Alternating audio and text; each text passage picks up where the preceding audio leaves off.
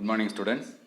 இன்றைக்கி நாம் 7ஆம் வகுப்பில் 3ஆம் பருவத்தில் முதல் பாடம் ஒளியியல். இந்த பாடத்தில் கடந்த 2011 இருந்து 2020 வரையும் என்எம்எம்எஸ் எக்ஸாம் சாட்டில் என்ன மாதிரியான கேள்விகள் கேட்டிருக்காங்க அப்படிங்கிறத பார்க்க போகிறோம்.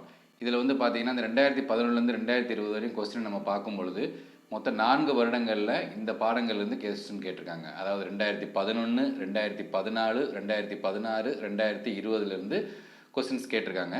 நம்ம அதை பார்க்குறதுக்கு முன்னாடி இந்த பாடத்துலேருந்து என்ன மாதிரியான கொஸ்டின்லாம் கேட்கலாம் அப்படிங்கிறத பற்றி ஒரு 2 நிமிஷம் நம்ம சும்மா ஜஸ்ட் ஒரு ரிவைஸ் பண்ணுவோம். இந்த பாடத்தில் நீங்கள் என்னென்ன முக்கியமாக நீங்கள் படிச்சுக்கணும் அப்படிங்கிறத பார்த்துட்டு அதற்கப்புறமா என்னென்ன கொஸ்டின் கேட்டிருக்காங்க அப்படிங்கிறத பார்ப்போம். அந்த கொஸ்டின்ஸ்லாம் எப்படி எடுத்திருக்காங்க, எந்தெந்த இடத்துல இருந்து என்ன மாதிரியான கேட்டிருக்காங்க அப்படிங்கிறத நீங்கள் பார்க்க போகிறோம். ஸோ இந்த படம் பார்த்திங்கன்னா ஃபஸ்ட்டு ஒளியியல் படம் கொஞ்சம் பெரிய படம் தான். ஆனால் இந்த பாடத்துலேருந்து ஒரு கொஸ்டின் தான் கேட்குறாங்க, ஒரே ஒரு கொஸ்டின் தான் கேட்குறாங்க. ஸோ அந்த ஒரு கொஸ்டினுக்கு தான் நம்ம இப்போ கஷ்டப்பட போகிறோம். ஃபஸ்ட்டு பார்த்தீங்கன்னா உங்களுக்கு என்னது, சந்திரன் ஒரு ஒளிரும் பொருளா அப்படின்னா என்னது, சந்திரன் நிலா வந்து ஒளிரும் பொருளானா கண்டிப்பாக ஒளிரும் பொருள் கிடையாது. அதுக்கப்புறம் உயிரி ஒளிர்தல் அப்படின்னு சொல்லி கொடுத்துருக்காங்க. உயிரி ஒளிர்தல்னா அந்த மின்மினி பூச்சி, ஜெல்லி மீன் இதெல்லாம் வந்து உயிரி ஒளிர்தலுக்கு என்னது எடுத்து காட்டு. அதுக்கடுத்து நீங்கள் பார்க்கணும்னா இதில் நம்ம என்ன தெரிஞ்சுக்கலாம் அப்படின்னா 4ஆம் பக்கத்தில் ஒளியானது நேர்கோட்டில் பயணிக்கிறது. ஒளியோட பாதை எப்படி இருக்கும் அப்படின்னா ஒளியோட பாதை வந்து நேர்கோட்டில் பயணிக்கும். இதை நீங்கள் தெரிஞ்சுக்கணும். அதுக்கப்புறம் இந்த ஒளியானது நேர்கோட்டில் தான் செல்லும் அப்படின்னு முதல்ல சொன்னவர் யாருன்னு பார்த்தீங்கன்னா உங்களுக்கு தெரியுமா கொடுத்துருக்காங்க, அல்ஹசன் கயத்தம். அல்ஹசன் கயத்தம் அப்படிங்கிற ஒரு விஞ்ஞானி தான் ஒளி வந்து நேர்கோட்டு பாதையில் செய்யணும் அப்படின்னு முதல்ல சொன்னவர். அதுக்கப்புறம் இங்கே அறிந்து கொள்ள ஒரு படம் கொடுத்துருக்காங்க. இது என்னென்னா சூரியனின் இயக்கத்தை பதிவு செய்ய பயன்படுத்தப்பட்ட புகைப்படம் எடுக்கும் முறைக்கு சோலோகிராஃபி அப்படிங்கிற பேர். புகைப்படம் எடுக்கக்கூடிய அந்த மெத்தடுக்கு வந்து என்னது சோலோகிராஃபி அப்படின்னு சொல்கிறாங்க.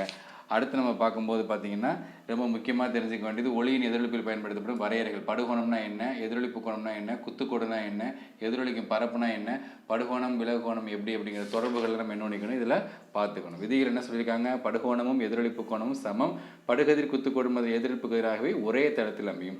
இது சம்மந்தப்படுத்தி ஒரு கணக்கு வந்து உங்களுக்கு 2011 கேட்டிருக்காங்க. அது என்ன கணக்குன்னு அப்புறம் பார்ப்போம். இங்கே புக்கில் எடுத்துக்காட்டு 1 எடுத்துக்காட்டு 2 சில கணக்குகள் கொடுத்துருக்காங்க. அதை நீங்கள் பார்த்துக்கிறது நல்லது. அதுக்கப்புறம் செயல்பாடு 3 பார்த்தீங்கன்னா பெரிஸ்கோப்பில் பார்த்தீங்கன்னா என்ன சொல்கிறாங்க, பெரிஸ்கோப்பில் வந்து ஆடிகள் இருக்கும். உள்ளுக்குள்ள இங்கே ஒரு ஆடி இங்கே ஒரு ஆடி இருக்கும், எதிர்த்து இருக்கும். இந்த ஆடிகள் வந்து ஒன்றுக்கொன்று எத்தனை டிகிரி கோணத்தில் இருக்கும் அப்படின்னு கேட்டால் நமக்கு சொல்ல தெரியணும். 45 டிகிரி கோணத்தில் இருக்கும் அப்படின்னு சொல்ல தெரியணும். அதுக்கப்புறம் நம்ம பார்க்கும்போது பார்த்தீங்கன்னா 11ஆம் பக்கத்தில் ஒளியானது ஒரு நொடிக்கு எத்தனை கிலோமீட்டர் தொலைவு செல்லுமா, 3 லட்சம் கிலோமீட்டர் தொலைவு செல்லும். ஒரு நொடிக்கு 3 லட்சம் கிலோமீட்டர் தொலைவு செல்லும் அப்படிங்கிறத நம்ம என்ன பண்ணிக்கணும், பார்த்துக்கணும். அதுக்கப்புறம் 12ஆம் பக்கத்தில் ஒளி ஊடுருவும் பொருள்கள், பகுதி ஊடுருவும் பொருள்கள், ஒளி ஊடுருவா பொருள்கள், இது ஒவ்வொன்றுக்கும் என்னென்ன எடுத்துக்காட்டு அப்படிங்கிறத பார்த்துக்கணும். இதுக்கு என்னென்ன வரையறை அப்படிங்கிறத நீங்கள் வாட்சி பார்த்துக்கணும். ஸோ இது ரொம்ப முக்கியம். அதுக்கப்புறம் கீழே கொடுத்துருக்கக்கூடியது ரொம்ப முக்கியம். நிழலோட உருவம் மற்றும் அளவு ஒளி ஊடுருவா பொருளின் அளவுக்கு நேர்த்தகவில் அமையும். இது ரொம்ப முக்கியம். அது எந்த தகவல் அமையும்னு கேட்பாங்க, அதுக்கு நம்ம நேர்த்தகவில் அமையும்னு சொல்லணும். அதுக்கப்புறம் பார்த்தீங்கன்னா 15ஆம் பக்கத்தில் நிழல்கள் வந்து ஒளி மூலத்துக்கு எதிர் திசையில் தான் உருவாகும் அப்படிங்கிற பாயிண்ட் நீங்கள் மைண்டில் வச்சுக்கணும். அதுக்கப்புறம் இந்த நிழலின் பண்புகள் அப்படின்னு ஒரு 6 பாயிண்ட் கொடுத்துருப்பாங்க. இது 6 பாயிண்ட்டுமே ரொம்ப முக்கியமான பாயிண்ட். இதுலேருந்து கேள்விகள் கேட்கறதுக்கு நிறைய வாய்ப்புகள் இருக்குது. அதாவது என்ன சொல்லலாம், ஒளி வந்து நிழல் வந்து ஒளி ஊடுருவா பொருள்கள் தான் நிழலை உருவாக்கும். நிழல்கள் எப்போதும் ஒளி மூலம் இருக்கும் திசைக்கு எதிர் திசையில் உருவாகும். அதுக்கப்புறம் பார்த்தீங்கன்னா ஒளி மூலம், ஒளி ஊடுருவா பொருள்கள் மற்றும் நிழல் ஆகிய 3ம் ஒரே நேர்கோட்டில் அமையும் அப்படிங்கிறது நீங்கள் முக்கியமாக தெரிஞ்சுக்கணும். அதுக்கப்புறம் 2 வார்த்தை, கருநிழல்னா என்ன, புறநிழல்னா என்னன்னு தெரிஞ்சுக்கணும். அந்த நிழல் வந்து ஒரே சீரான கருமையான இது இருந்ததுன்னா அதுக்கு பேர் கருநிழல். ஓரளவு ஒளியூட்டப்பட்ட நிழல் பகுதி கொஞ்சம் அந்த கருநிழலை சுற்றிலும் தோன்றுச்சுன்னா அதுக்கு பேர் புறநிழல். ஸோ கருநிழல்னா என்ன, புறநிழல்னா என்னென்னு அப்படின்னு நீங்கள் என்ன தெரிஞ்சுக்கணும். அதுக்கப்புறம் கிரகணங்களில் வந்து சூரிய கிரகணம், சந்திர கிரகணம் தெரிஞ்சுக்கணும். சூரிய கிரகணம்னா என்னது, சூரியனுக்கும் பூமிக்கும் இடையில சந்திரன் வந்து அது சூரிய கிரகணம். சந்திர கிரகணம்னா என்னது, சூரியனுக்கும் சந்திரனுக்கும் இடையில் புவியானது இருக்கும்போது சந்திர கிரகணம். இது ரெண்டையும் நீங்கள் குழப்பாமல் தெளிவாக என்ன பண்ணிக்கணும், பார்த்துக்கணும். அதுக்கப்புறம் சமதளாடியை பார்க்கும்போது தெரியும் அதை உருவாக்கக்கூடிய பிம்பம் நேரான பிம்பம், அது வந்து மாய பிம்பம் அப்படிங்கிறது நீங்கள் சமதளாடியை பொறுத்தவரை நீங்கள் தெரிஞ்சுக்கணும். அதுக்கப்புறம் பார்த்தீங்கன்னா இந்த ஒளி இலை அப்படிங்கிறத பற்றி தெரிஞ்சுக்கணும். ஆப்டிக் ஃபைபர் லெவல்னு சொல்கிறோம்னா அது வந்து இது வந்து எதுக்கு, அகன்ற அலைவரிசை அதிவேக தொடர்பு அனுப்புகள்லாம் இந்த ஒளி இலையானது பயன்படுகிறது அப்படிங்கிறது நீங்கள் ஒரு நல்லா வந்து பார்த்துக்கணும். அதுக்கப்புறம் ரொம்ப முக்கியமாக பார்க்கக்கூடியது மெய் பிம்பம்னா என்ன, மாய பிம்பம்னு என்னென்னு தெரிஞ்சுக்கணும். ஊசித்துளை கேமரா உருவாக்கக்கூடிய பிம்பம் வந்து மெய் பிம்பம், சமதளாடி உருவாக்கக்கூடிய பிம்பம் வந்து மாய பிம்பம் அப்படின்னு நம்ம தெரிஞ்சுக்கிறோம். அதுக்கப்புறம் இந்த இது ரொம்ப முக்கியம், உங்களுக்கு தெரியுமா அப்படிங்கிறதுல ஆம்புலன்ஸில் ஏன் தலைகீழாக மாற்றி எழுதியிருப்பாங்க அப்படின்னா அது இடவள மாற்றம் அப்படிங்கிறப்போ இதுலேருந்து ஒரு கேள்வி வந்திருக்கு. நம்ம அந்த கேள்வியை பார்க்கும்போது கொஞ்சம் டீப்பாக பார்ப்போம். அதுக்கப்புறம் நிறமாலை பற்றி தெரிஞ்சுக்கணும். இதுக்கு ரொம்ப முக்கியம். உங்களுக்கு தெரியுமா, வாகனங்களின் பின்புறம் ஏன் சிவப்பு நிற விளக்குகள் பயன்படுத்தப்படுகின்றன? ஏன்னா சிவப்பு நிற விளக்குகள் வந்து காற்று மூலக்கூறுகள் குறைவான அளவில் சிதறடிக்கப்படும். இன்னொன்று, மற்ற நிறங்களை விட அதிக அலைநீளம் கொண்டது எனது சிவப்பு. ஸோ அதை நீங்கள் தெரிஞ்சுக்கணும். 1 நேனோமீட்டர்னா 10⁻⁻9 உங்களுக்கு தெரியும். கண்ணுறு ஒளியோட அலைநீள நெடுக்கம் வந்து 400 நேனோமீட்டர் முதல் 200 நேனோமீட்டர் வரை இருக்கும் அப்படிங்கிறது தெரியும். ஸோ அதுக்கப்புறம் நீங்கள் ரொம்ப முக்கியமாக தெரிஞ்சுக்க வேண்டியது, ஊதா நிறம் குறைந்த அலைநீளம் கொண்டது, சிவப்பு நிறம் அதிக அலைநீளம் கொண்டது. இதை நீங்கள் தெரிஞ்சுக்கணும். நிறப்பிரிகைனா உங்களுக்கு தெரியும், வெள்ளை ஒளி 7 வண்ணங்களாக பிரியறதுக்கு பேர் தான் நிறப்பிரிகை அப்படின்னு சொல்லுவாங்க. அதான் முடிஞ்சு. பாடத்தில் லாஸ்ட் வந்து என்ன சொல்லியிருக்காங்க, முதன்மை நிறங்கள்னா என்ன, இரண்டாம் நிலை நிறம்னா என்ன அப்படிங்கிறது நீங்கள் தெரிஞ்சுக்கணும். ஸோ மாணவர்களே, இவ்வளோதான். இதெல்லாம் நீங்கள் என்ன பண்ணிக்கணும், தெரிஞ்சுக்கணும். இப்போ வாங்க என்னென்ன கொஸ்டின் கேட்டிருக்காங்க அப்படிங்கிறது பார்ப்போம்.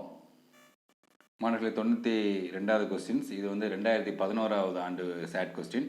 பாருங்கள், ஒளிக்கதிரானது ஒரு சமதள பரப்பில் பட்டு எதிரொலிக்கப்படுகிறது. அதன் படுகோணத்தின் மதிப்பு 45 டிகிரி எனில் படுகதிருக்கும் மீள்கதிருக்கும் இடையே உள்ள கோணம்னு கேட்டிருக்காங்க. இங்கே பார்த்தீங்கன்னா இந்த படம் பார்த்தீங்கன்னா உங்களுக்கு தெரியும். இது வந்து படுகோணத்தில் பட்டு எதிரொலிக்கப்படுகிறது. ஸோ இதுதான் மீள்கதிர் அப்படின்னு சொல்கிறாங்க. அதாவது நம்ம எதிரொலிப்பு கதிர்னு சொல்கிறோம், இதைத்தான் மீள்கதிர்னு சொல்கிறாங்க. இது வந்து எதிரொலிப்பு பரப்பிற்கு படுப்புள்ளியின் வழியாக செங்குத்தாக வரையப்படும் கோடு, இதான் குத்துக்கோடு அப்படின்னு சொல்லுவோம். எதிரொலிக்கும் பரப்பிற்கு செங்குத்தாக வரையப்படும் கோடு வந்து குத்துக்கோடு, அதை என்னன்னு சொல்லுவோம். ஸோ படுகோணமும் விலகுகோணமும் சமம் சொல்லியிருக்கோம். இங்கே படுகதிர் எவ்வளோ சொல்லியிருக்காங்க, 45 டிகிரி சொல்லியிருக்காங்க. அப்போ கண்டிப்பாக எதிரொலிப்பு கதிர், அதாவது மீள்கதிர் எவ்வளோ இருக்கும், 45 டிகிரி இருக்கும். அப்போ இது ரெண்டையும் கூட்டினா என்ன வரும், 90 டிகிரி வரும். ஸோ உருவாக்கக்கூடிய கோணம் எவ்வளவு, 90 டிகிரி. ஸோ இங்கே ஆப்ஷன்ஸ் 90 டிகிரி இருக்கா. ஸோ இது நீங்கள் என்ன பண்ணிக்கலாம், டிக் பண்ணிக்கலாம். மாணவர்களே, அடுத்து 12, 13 எதுவும் கேட்கல. 2014 ஒரே ஒரு கொஸ்டின் கேட்டிருக்காங்க. அது வந்து 113 இருக்குது. வெள்ளை நிற ஒளி 7 வண்ணங்களாக பிரியும் நிகழ்வு டேஷ் என அழைக்கப்படுகிறது. ஒளி விலகல், ஒளி எதிரொலிப்பு, நிறப்பிரிகை, ஒளிச்சிதறல். நம்ம இப்போ தான் பார்த்தோம், என்னென்னு பார்த்தோம், நிறப்பிரிகைன்னு பார்த்தோம். ஸோ இது எங்கே இருக்குது அப்படின்னா உங்கள் புக்கில் 20ஆம் பக்கத்தில் இருக்குது பாருங்கள். ஒரு வெள்ளை ஒளியானது முப்பட்டகத்தின் ஒளி சமதள பரப்பின் வழியே ஒரு சமதள பரப்பின் வழியே செல்லும் போது மற்றொரு சமதள பரப்பின் வழியே 7 வண்ணங்களாக பிரிகை அடையும். இந்நிகழ்வு நிறப்பிரிகை என அழைக்கப்படுகிறது. ஒரு வெள்ளை ஒளி முப்பட்டகத்தின் வழியே செஞ்சால் 7 வண்ணங்கள் வானவில் கலரில் வரும். ஸோ இதற்கு பேர் தான் என்னது, நிறப்பிரிகை. மாணவர்களே, அடுத்து 2015 கொஸ்டின் கேட்கல. 2016 ஒரே ஒரு கொஸ்டின் கேட்டிருக்காங்க. ரொம்ப சிம்பிளான கொஸ்டின்ஸ். இந்த பார்த்தீங்களா, எக்ஸாமினேஷன் என்ற வார்த்தையின் சமதள ஆடிப்பிம்பம் எதுன்னு கேட்டிருக்காங்க. இது நீங்கள் கண்ணாடி பிம்பத்தில் மேட்டில் படிச்சிருப்பீங்க. ரொம்ப ஈஸியாக அட்டன் பண்ணலாம். ரொம்ப எளிமையாக நான் ஒன்று சொல்லித்தரேன். இதில் ரொம்ப சிம்பிளாக தான் கேட்டிருப்பாங்க அந்த ஆப்ஷன்ஸு. வாங்க நம்ம புக்கில் பார்த்துட்டு இங்கே வருவோம். மாணவர்கள், இங்கே பாருங்கள், ஆம்புலன்ஸ் அப்படின்னு எழுதியிருக்காங்க. இதை அப்படியே கண்ணாடியில் பார்க்கும்போது எப்படி தெரியும்னா, இந்த ஃபஸ்ட்டு கடைசி எழுத்து இருக்குது பார்த்தீங்களா, இ, அது இங்கே பார்த்தீங்கன்னா மாறி உட்காந்துருக்கு. அதே மாதிரி சி இப்படி போட்டால் சி, அதே மாதிரி என் மாறி இருக்குது. ரொம்ப சிம்பிளாக தெரிஞ்சுக்கலாம். கடைசி எழுத்து முதல்ல வரணும். இந்த சேட்டில் வந்து ரொம்ப சிம்பிளாக தான் கேட்பாங்க. நம்ம மேட்டில் பார்க்கும்போது இதை பற்றி விரிவாக பார்ப்போம். சேட்டில் வந்து பார்த்திங்கன்னா கடைசி எழுத்து முதல்ல வந்திருக்கு, அப்படியே திரும்பி வரணும். அழகாக இதை பார்த்தாலே உங்களுக்கு என்ன பண்ணி தெரிஞ்சிடும், இடைவெளி மாற்றம் உங்களுக்கு தெரிஞ்சிடும். ஸோ வாங்க இப்போ ஆன்சர் அந்த கொஸ்டினுக்கு போகலாம். பாருங்கள், எக்ஸாமினேஷன் என்ற வார்த்தையின் சமதள ஆடிப்பிம்பம். கடைசி வார்த்தை என்ன இருக்குது, எண் இருக்குது. அப்போ எண்ணு தான் ஃபஸ்ட்டு வரணும். எண் இங்கே எது ஃபஸ்ட்டு வந்திருக்கு, ஒரே ஒரு ஆப்ஷன் தான், அது 3வது ஆப்ஷன். ஸோ இதுதான் ஆன்சர். மற்றதெல்லாம் ஈன்னு வந்துருக்கு பார்த்தீங்களா. இது இங்கேருந்து போனீங்கன்னா இது கரெக்டாக இருக்கும் பார்த்தீங்கன்னா. ஸோ நம்மளுக்கு என்ன பண்ணிக்கலாம், 3 நம்ம ஈஸியாக நம்ம டிக் பண்ணிக்கலாம். மாணவர்களை, இது வந்து இப்போ 17, 18, 19 கொஸ்டின் எதுவும் கேட்கல. 2020 கேட்டிருக்காங்க. அதாவது போன வருடம் 2020 கேட்டிருக்காங்க. ஸோ இந்த பாடத்துலேருந்து கண்டிப்பாக ஒரு கேள்வி வருது. அது எப்படிலாம் கேள்வி, என்னென்ன கேள்விகள் அப்படிங்கிறத நான் சொல்லிட்டேன். இந்த பாடத்தில் 2020 போன வருஷம் என்ன கேட்டிருக்காங்கன்னு பார்ப்போம்.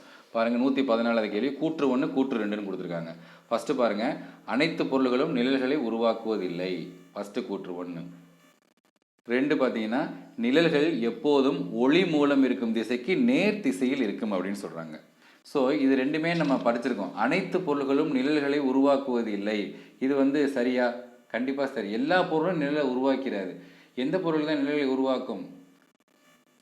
ஒளி ஊடுருவா பொருள்கள் மட்டுமே எதை உருவாக்கும், நிழல்களை உருவாக்கும். ஸோ கூற்று 1 சரி.